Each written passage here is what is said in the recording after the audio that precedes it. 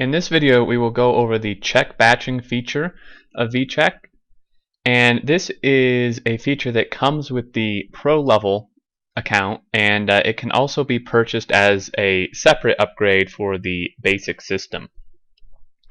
Now with the basic system, each check that comes in is made as an individual PDF file. So each one of these checks will have to be printed as an individual PDF file.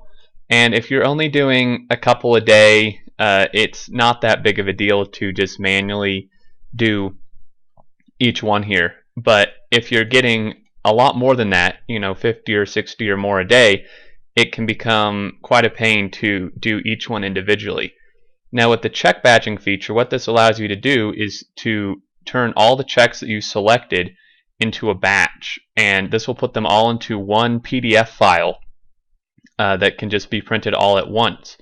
And along with this feature, it will also allow you to have 3 checks printed on each piece of check stock.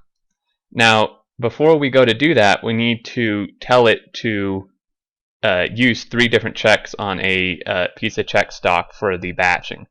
So if we go over to Merchant and your PDF settings, there's many different options here, but these 2 at the bottom are for the batching option, and you just select one, whichever one would correspond with the size you're using, and this way it will print 3 checks per piece of paper. So you can create a test check using this, or just save the settings. Settings have been saved, and now we're back home. And to create a batch, I already had one created, but to create another one you can do it one of 2 ways. You can either manually select each one over here with these check boxes, or, which I'll just do here, I'll just select a few.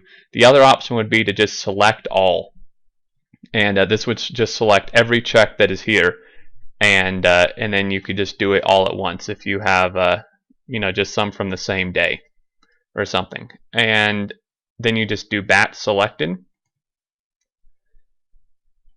and it tells you checks have been batched, and you will see up here at the top we now have a new one which has 8 checks in it.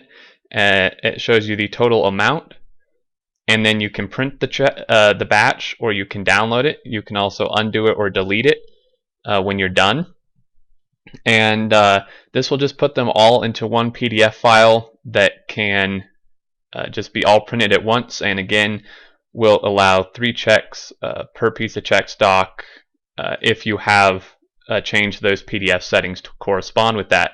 So this can be very useful when you are dealing with a lot of checks and don't want to manually print in each individual one as a PDF file. You can just go ahead and make it a batch.